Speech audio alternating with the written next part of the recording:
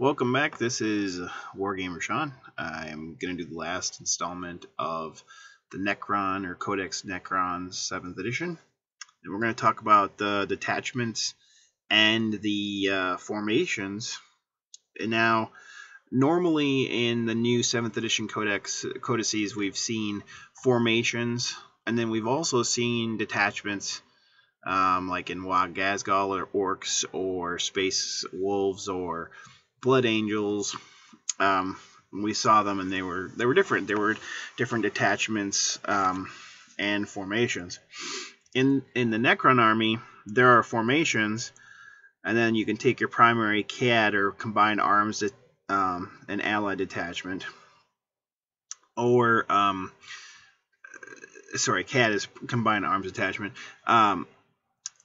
The other option is, instead of giving us a specific detachment with so many elites, so many fast attack, that sort of thing, this one, the Dicurion Detachment, is a special type of detachment, and basically it's Battleforged, but it has to contain one core unit, which is a Reclamation Legion. That's the core, and then you have to choose 1 to 10 choices of the auxiliary one, and we'll go through all of those. But they're the Judicator battalion, the Destroyer Cult, the Canoptek Harvest, the Annihilation Nexus, the Living Tomb, Deathbringer Flight, Death Marks, Flayed Ones, and Star Gods. And then you can take, with each Dicurion detachment, you can take a Royal Court, 0 to 1 per Reclamation Legion. So that's a command squad. And if you take this, and it's your warlords, your warlords in one of these formations, is basically this formation. Each of these formations form a detachment, which is not like any other codex we've seen before, but it's still considered all one detachment. And so they all benefit from ever living. Models with this detachment with reanimation protocol special will receive +1 bonus to their reanimation protocols.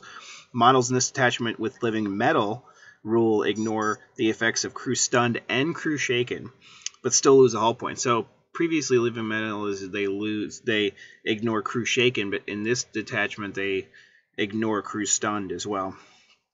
So that's pretty big. And so the biggest thing is the +1 to the reanimation protocols. You just get that. You don't need a Cryptek or anything special to get that, which is pretty amazing.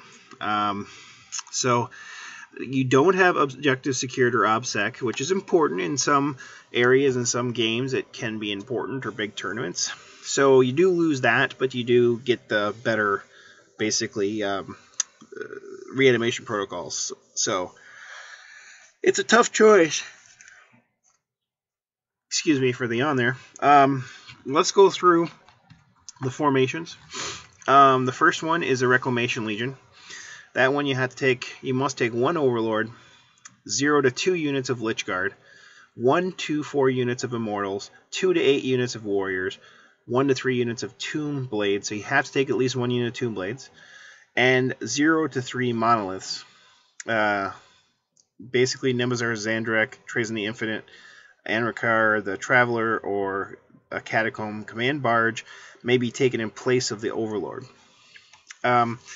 So this formation gets moved through cover and relentless. And then you can re-roll your reanimation protocols of 1 for the Overlord from this formation, and any units from this formation that are within 12 inches of him.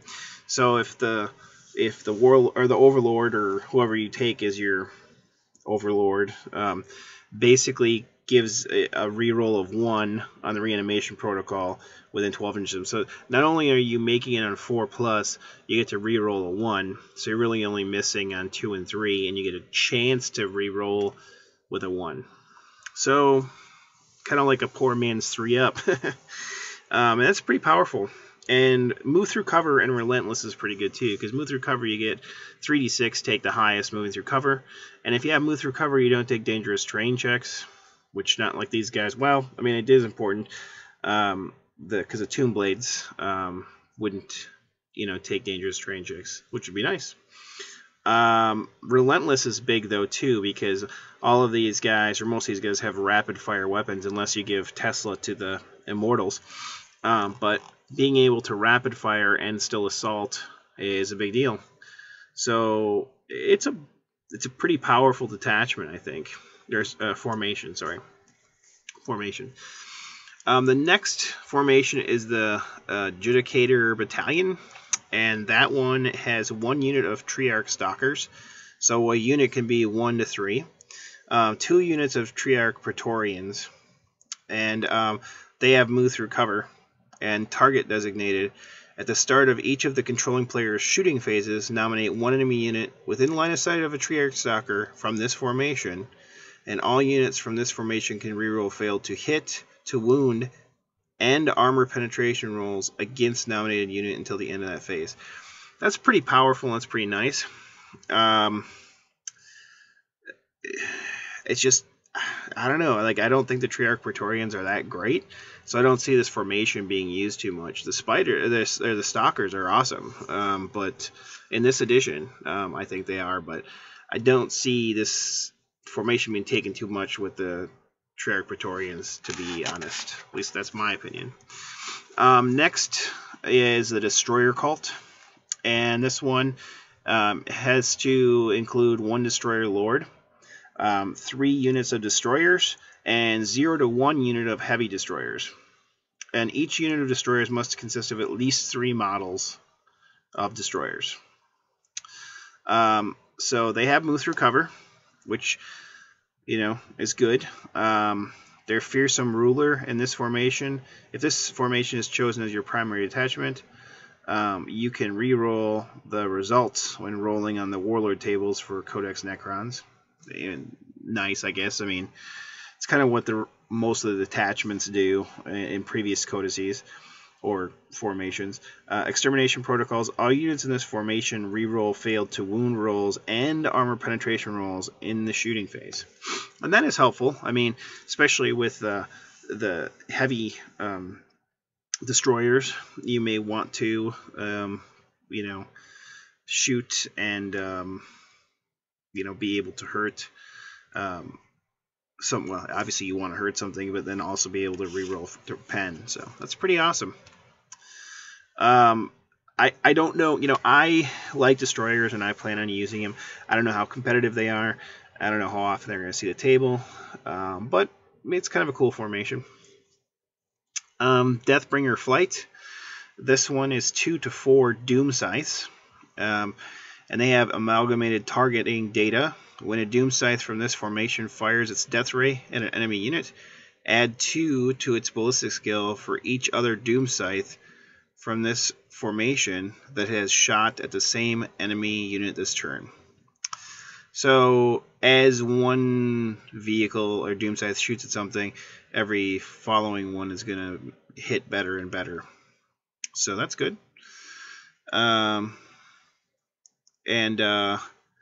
Wailing Cacophony, I think is what it's.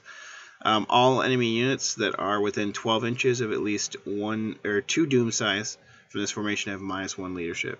So a neat little tidbit. I think it's going to be hard to remember, but I think Doom Scythes are still good, but I don't think they're going to see the table as often, so I don't know if you're going to see that formation that often. The next one is Living Tomb. It has 1 obelisk and 0 to 2 monoliths. Precision Arrival. All units in this formation must be placed in Deep Strike Reserve. Do not make reserve rolls for the obelisk from this formation. It will automatically arrive on the controlling player's second turn. When arriving from Deep Strike Reserve, monoliths from this formation do not scatter if they are placed within 12 inches of the obelisk from this formation.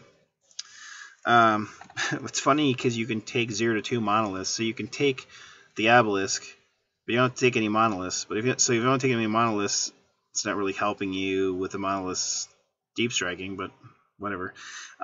Tomb Nexus. Immediately after a monolith from this formation arrives from Deep Strike Reserve, you can choose 1 friendly unit with the Necrons faction consisting entirely of models with either infantry or jump unit type that is in reserves or ongoing reserves, and the chosen unit is placed as if it were disembarking from the monolith's Eternity Gate. Any models that cannot be placed are removed as casualties, but the unit is otherwise treated exactly as if it were disembarking from a transport vehicle. And once again, this will cause rules questions, because what type of transport vehicle is it coming out of, and how fast is it considered to have come out? So, do they have to snapfire? Do they shoot regularly? Can they assault? I don't know. But they did not put that in here. Interesting. Anyway, the next one is Annihilation Nexus. And that one has 1 Doomsday Arc and 2 Annihilation Barges. And they have Quantum Deflection. If a Doomsday Arc from this formation's Quantum Shielding is deactivated at the start of any of the controller player's movement phases, you can nominate an Annihilation Barge for this formation within 6 inches that has active Quantum Shielding. That Annihilation's Barge's Quantum Shielding is immediately deactivated, and the Doomsday Arc's Quantum Shielding is immediately reactivated. Okay, that's weird. So basically, you can give your shields to from an Annihilation Barge to a Doomsday Arc to try to keep it alive, I guess. I mean, I get it. I don't know. It's a little weird. Yeah. I don't know. Maybe we'll see that formation. I think the Annihilation Barge is getting more expensive, and Tesla not being quite as good without arcing and stuff like that. I think you're not going to see it as often, but potentially. Now the next one is the Canoptek Harvest, which I think you will see. It is cool.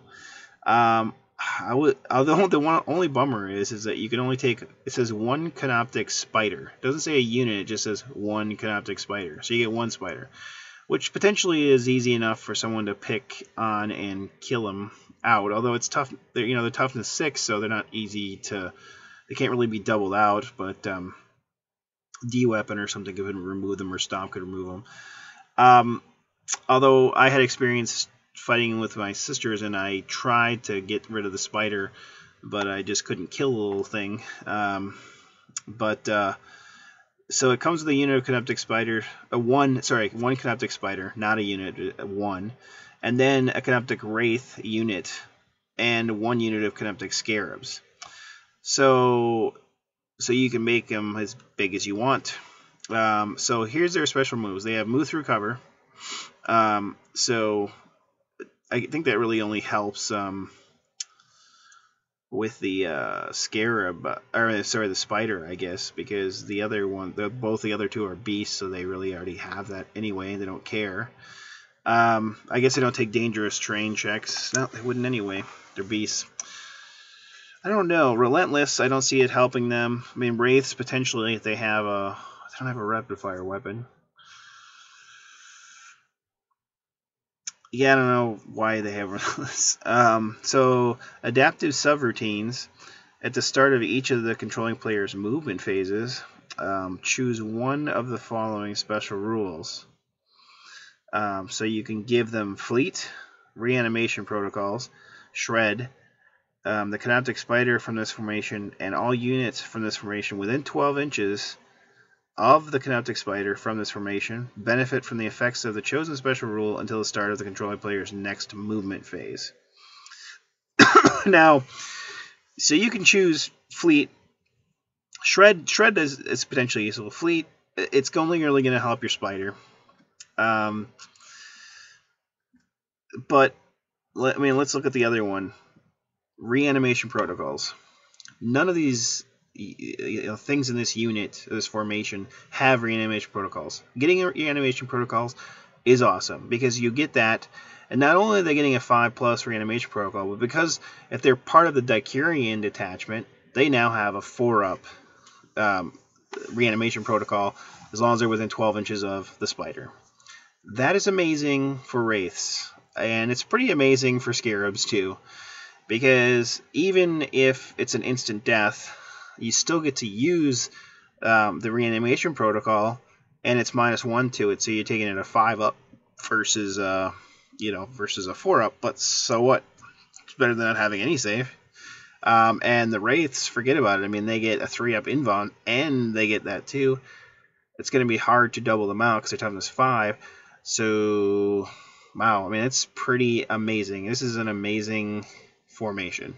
It is amazing. But it's got 2 amazing units in it, too. And I just wish the only thing I would complain about, which, you know, because everybody likes to bitch, I wish spiders was a unit and not just one spider. That kind of sucks. Up next is the Royal Court, and that is 1 Overlord, and the Overlord can be replaced with Imatek the Stormlord, Nemesis Zandrak Trace on the Infinite, Anrikar the Traveler, or Catacomb Command Barge. And then 1 to 3 Lords, and Vargard Olbyron may be taken in place of a Lord. And then 1 to 3 Cryptex, and Illuminor Caesaris and Orican the Diviner may be taken in place of the Cryptex. They're basically super Cryptex anyway. So they're part of the Royal Court. Their special rules are Move Through Cover and Relentless, which is awesome. They also have Wisdom of the Eons. If the Overlord from this formation or the model taken in place of the Overlord is chosen as your Warlord, he can reroll the result when rolling for the Warlord trait tables in Codex Necrons. Well, if you're choosing somebody to take the place of the Overlord, except for the Catacomb Command Barge, everybody else has chosen Warlord trait anyway, so they really should just set for them. Anyway, the Royal Court's cool, and that, I guess that is it, because the rest of them, I think, are just individual things, because I think it's like the, yeah, I'm pretty sure. Yeah, because it's just a unit of Death Marks, or Flayed Ones by themselves, or Star Gods. So, yeah, that is everything.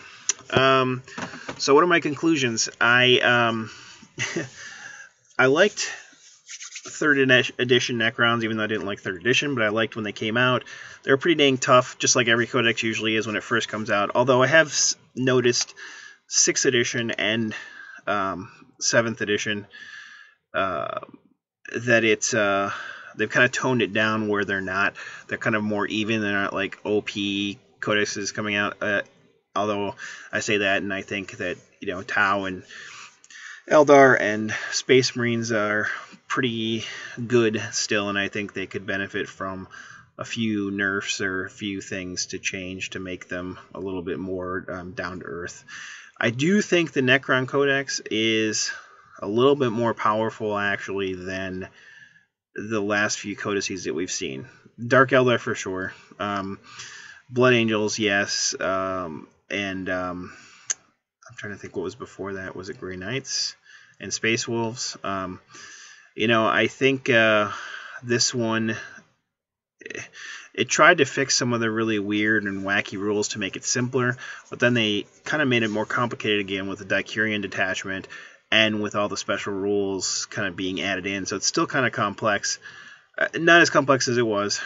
They cleaned up Mind Shackle Scarabs, and they cleaned up reanimation protocols. I think they work better, and they're actually better for the Necron player, despite what the Necron players may think.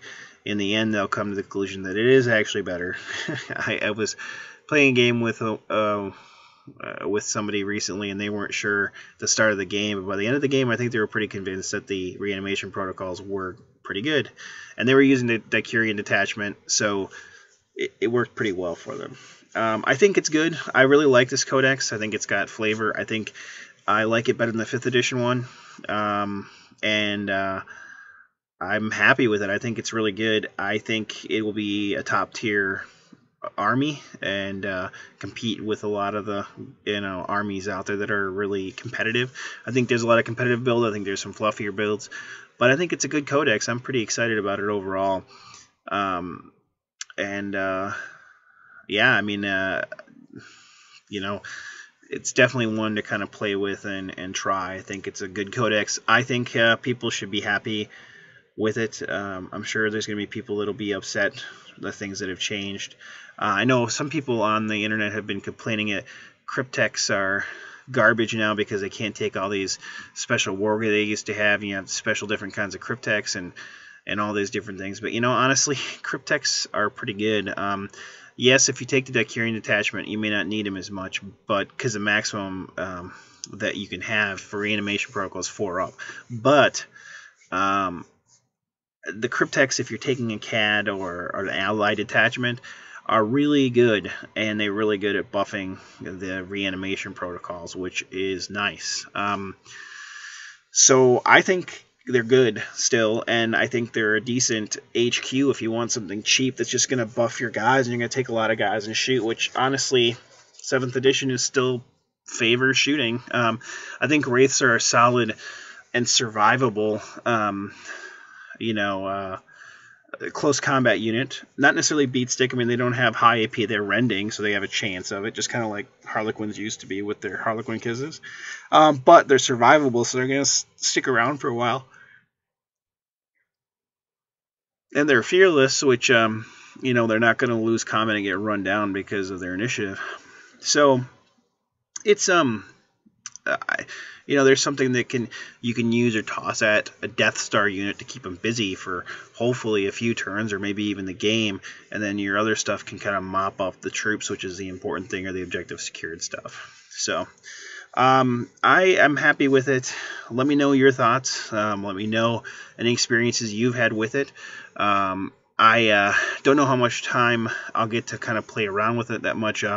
Adepticon's coming up pretty soon here in a few weeks or next month, and so I'll probably be concentrating on getting stuff done for that instead of like playing around. But I'm the kind of person that kind of gets sick of things, so I'm sure that I will be putting rest on Sisters, and I haven't even been playing Dark Elder that much recently, and I'm sure I'll be starting up the Harlequins once they get their Codex out, and who knows, they have Necrons maybe. So, and then who knows, probably in a month I'll be ready to switch to something else again.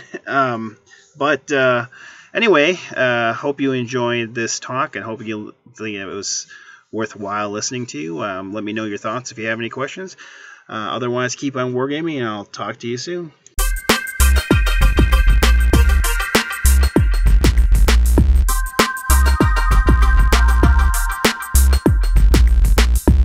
Goodbye. Goodbye. Goodbye. Goodbye. Goodbye. Bye-bye. Goodbye. See ya.